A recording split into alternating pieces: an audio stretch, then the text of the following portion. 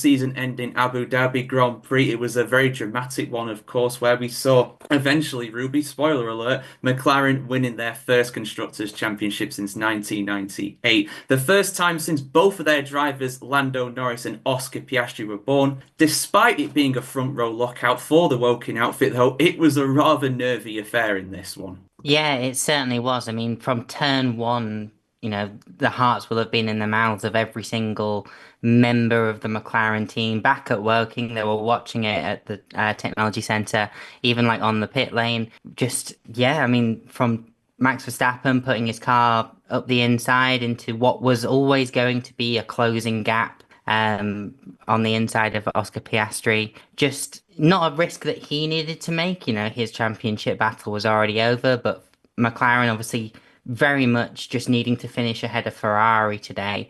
And Lando Norris absolutely did that. He, did exactly what he needed to do. He's finished ahead of Carlos Sainz and Charles Leclerc.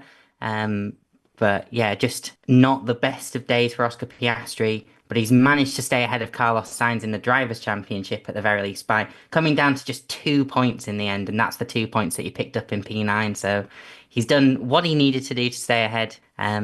But yeah, McLaren are Constructors Champions for the first time since before some of even our hosts were born. Yeah, well, no prizes for guessing who that is, but it's pretty much been most of our lives in that case, either way, even if we were alive back then, we weren't even in primary school by that time, so it's been a very, very long time. And as you can tell, I'm quite happy about that news. But yeah, it was definitely not a straightforward one.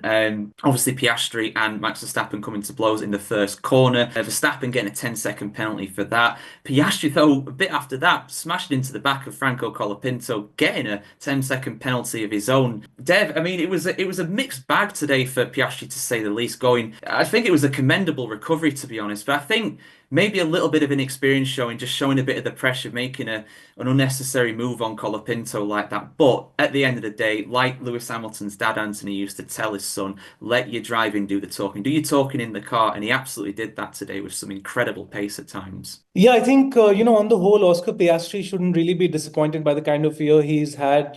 When you talk about the driver standings and, of course, overtaking and actually maintaining the lead over Carlos Sainz, and as Ruby rightly pointed out, by a scant margin of 2 points, and, still managing to contribute very handsomely to the constructors' title, rightly regained by McLaren. He should be a very happy man. And just the kind of season that he's had on the whole, he has already, in a very young career of his, collected 389 points already.